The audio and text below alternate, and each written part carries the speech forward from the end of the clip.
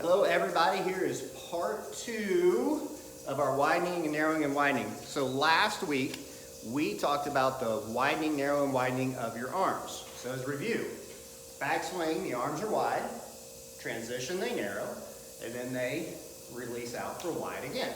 Okay, so now we're going to talk about how the legs work.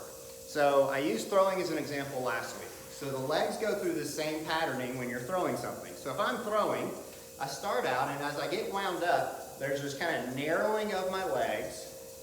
As I transition, my legs are wide, and then I release through, my legs narrow again. Same thing happens in golf. When I go to the top of my swing, my legs should be narrow.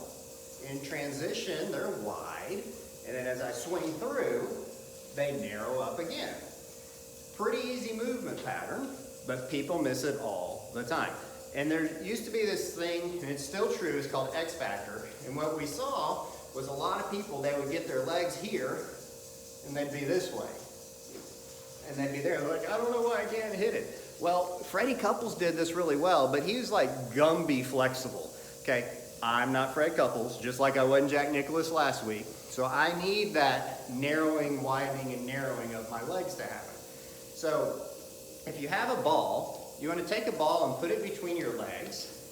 And as you go back, you want to kind of squeeze that ball together and then drop it and then slam your legs together. So you're almost going to do the same drill we did last week. Take your backswing, narrow your legs, narrow your pelvis, narrow your knees, then widen, and then slam them together. A real great picture of the follow-through is if you had two cymbals between your legs, you want to try to smash them together in your finish. So once you get to this wide position, I want to try to smash those cymbals together. And that's going to all pattern together to give you power and strength and really give you a lot of club face control. So that's our part 2. Thanks, and I'll see you next week to combine all of those. So part 3. Thanks.